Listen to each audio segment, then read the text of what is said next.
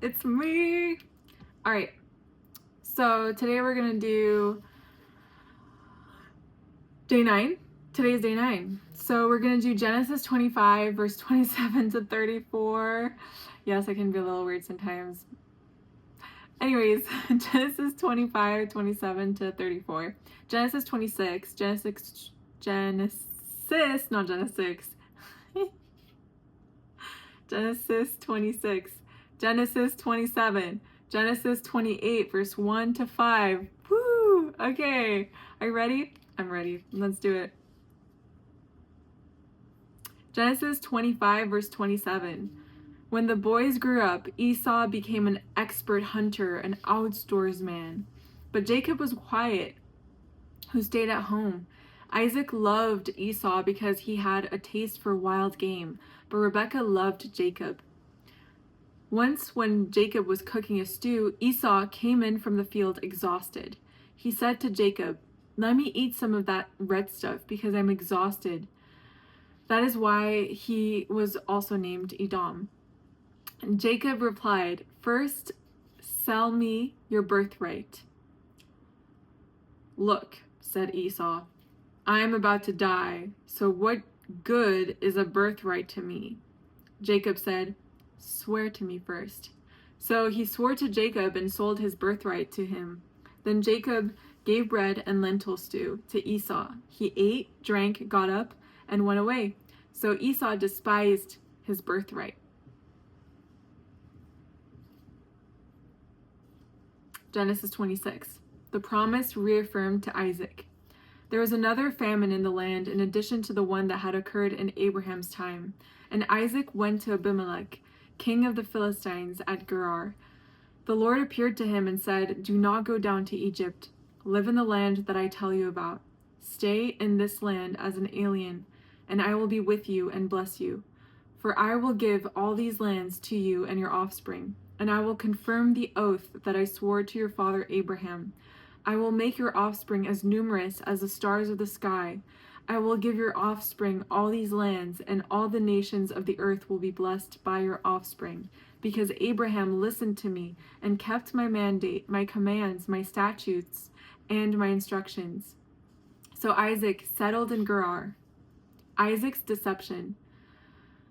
When the men of the place asked about his wife, he said, "She is my sister," for he was afraid to say "my wife," thinking the men of the place will kill me on account of Rebekah, for she is a beautiful woman. When Isaac had been there for some time, Abimelech, king of the Philistines, looked down from the window and was surprised to see Isaac caressing his wife Rebekah.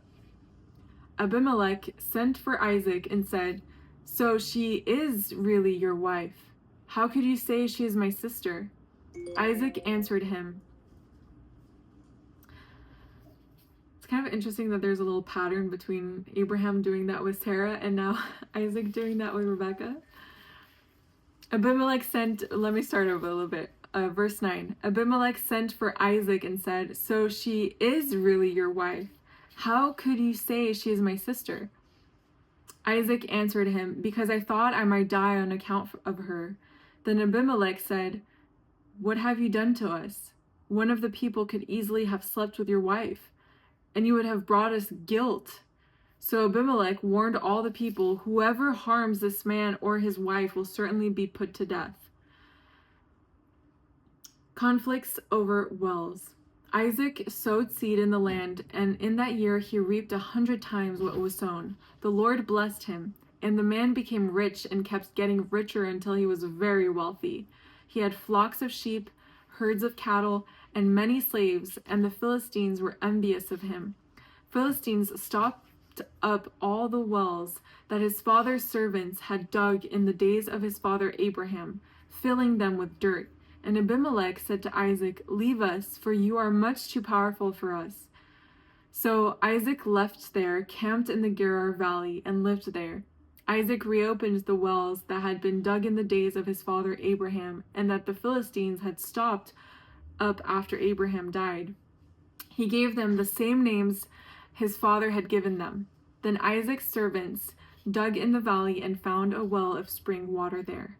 But the herdsmen of Gerar quarreled with Isaac's herdsmen and said, The water is ours. So he named the well Esek, because they argued with him.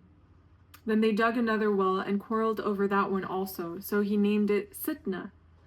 He moved from there and dug another, and they did not quarrel over it. He named it Rehoboth, and said, "For now the Lord has made space for us, and we will be fruitful in the land." The Lord appears to Isaac. From there he went up to Beersheba, and the Lord appeared to him that night and said, "I am the God of your father Abraham. Do not be afraid, for I am with you. I will bless you and multiply your offspring because of my servant Abraham." So he built an altar there, called on the name of the Lord, and pitched his tent there. Isaac's servants also dug a well there. Covenant with Abimelech. Now Abimelech came to him from Gerar with Ahuzeth, his advisor, and Phicol, the commander of his army. Isaac said to them, "Why have you come to me? You hated me and sent me away from you." They replied, "We have clearly seen how the Lord has been with you. We think there should be an oath between two parties, between us and you. Let us make a covenant with you. You will not harm us, just as we have not harmed you, but have done only what was good to you, sending you away in peace. You are now blessed by the Lord." So he prepared a banquet for them, and they ate and drank. They got up early in the morning and swore an oath to each other. Isaac sent them on their way and left them in peace. On that same day, Isaac's servants came to tell him about the well they had dug, saying to him, "We have found water." He called it Sheba. Therefore, the name of the city is still Beersheba today. Esau's wives. When Esau was 40 years old, he took as his wives Judith, daughter of Beeri, the Hittite, and Basemath, daughter of Elon the Hittite. They made life bitter for Isaac and Rebekah. Yikes. Genesis 27, the stolen blessing. When Isaac was old and his eyes were so weak that he could not see, he called his older son Esau and said to him, "My son." And he answered, "Here I am." He said, "Look, I am old and do not know the day of my death. So now take your hunting gear, your quiver and bow, and go out in the field to hunt some game for me. Then make me a delicious meal that I love and bring it to me to eat, so that I can bless you before I die." Now Rebekah was listening to Isaac and what he said to his son Esau. So while Esau went to the field to hunt some game to bring in, Rebekah said to her son Jacob, "Listen, I heard your father talking with your brother Esau. He said, 'Bring me game and make a delicious meal for me to eat so that I can bless you in the Lord's presence before I die.' Now, my son, listen to me and do what I tell you.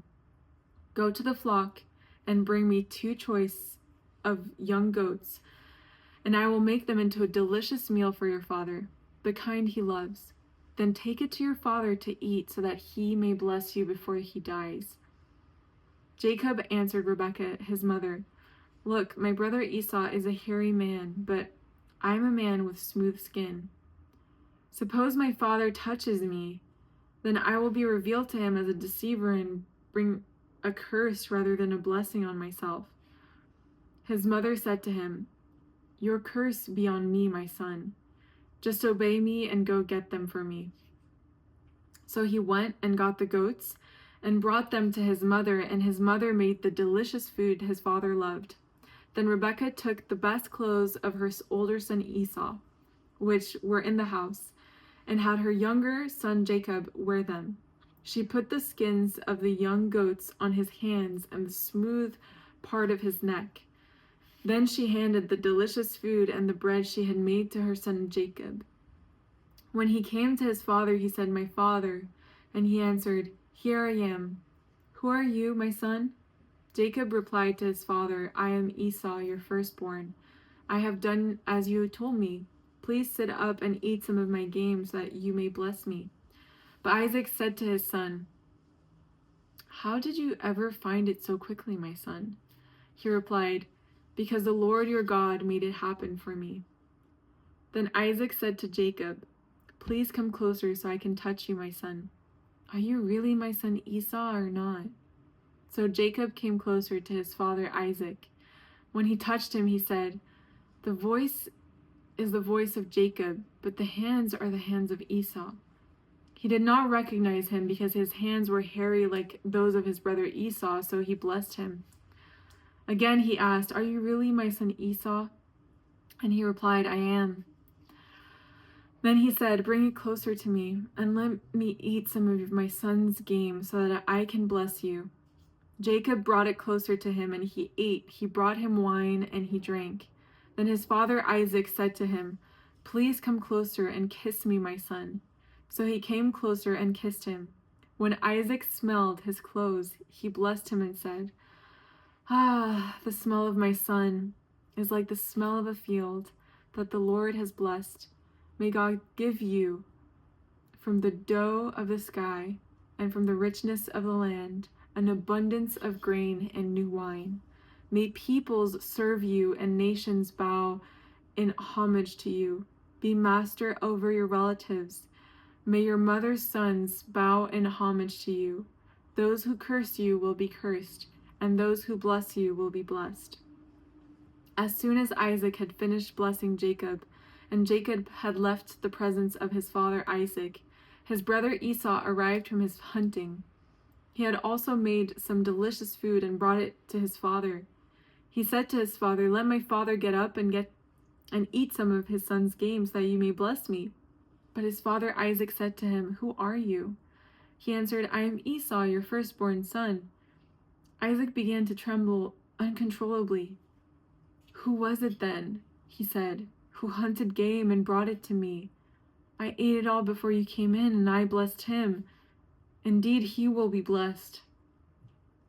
When Esau heard his father's words, he cried out with a loud and bitter cry and said to his father, "Bless me too, my father." But he replied, "Your brother came deceitfully and took your blessing." So he said, "Isn't he rightly named Jacob? For he has cheated me twice now. He took my birthright, and look, now he has taken my blessing." Then he asked, "Haven't you saved a blessing for me?" But Isaac answered Esau, "Look, I have made him a master over you, have given him all of his relatives as his servants, and have sustained him with grain and new wine. What then can I do for you, my son?" Esau said to his father, "Do you have only one blessing, my father? Bless me too, my father." And Esau wept loudly. His father Isaac answered him, "Look, your dwelling place will be away from the richness of the land, away from the dough of the sky above. You will live by your sword, and you will serve your brother. But when you rebel, you will break his yoke from your neck." Esau's anger. Esau held a grudge against Jacob because of the blessing his father had given him, and Esau determined in his heart, "The days of mourning for my father are approaching, then I will kill my brother Jacob." When the words of her older son Esau were reported to Rebekah, she summoned her younger son Jacob and said to him, "Listen, your brother Esau is consoling himself by planning to kill you. So now, my son, listen to me. Flee at once to my brother Laban in Haran, and stay with him for a few days until your brother's anger subsides, until your brother's rage turns away from you, and he forgets what you have done to him. Then I will send for you and bring you back from there.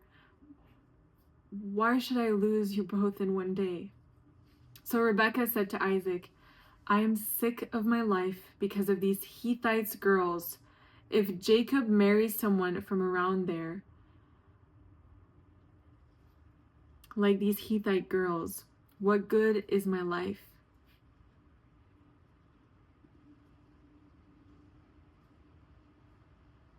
I wonder what the Hittite girls were doing. Genesis 28. So Isaac summoned Jacob, blessed him, and commanded him, "Do not marry a Canaanite girl. Go at once to Padan Aram, to the house of Bethuel, your mother's father. Marry one of the daughters of Laban, your mother's brother. May God Almighty bless you and make you fruitful and multiply you, so that you become an assembly of peoples. May God give you and your offspring the blessing of Abraham, so that you may possess the land where you live as a foreigner, the land God gave to Abraham." So Isaac sent Jacob to Padan Aram, to Laban son of Bethuel, the Aramean, the brother of Rebekah, the mother of Jacob and Esau. Whoa, lots of family drama today. Wow, so many questions I have. I wonder what stood out to you. Do you know the answers about the Hittites women, what that was about and what they were doing back then? And yeah, I would love to hear if you've had any revelation from the reading today. If you need any prayers, please share as well in the comments. I'm sure a lot of people who read the comments will love to pray for your request. And what else was I going to say? Also, make sure to like it if you liked it. I'm starting to train myself to get used to these conclusions, and I want to thank you as well. So if you love being on this journey, make sure to subscribe, and I'll see you tomorrow for day 10. Bye!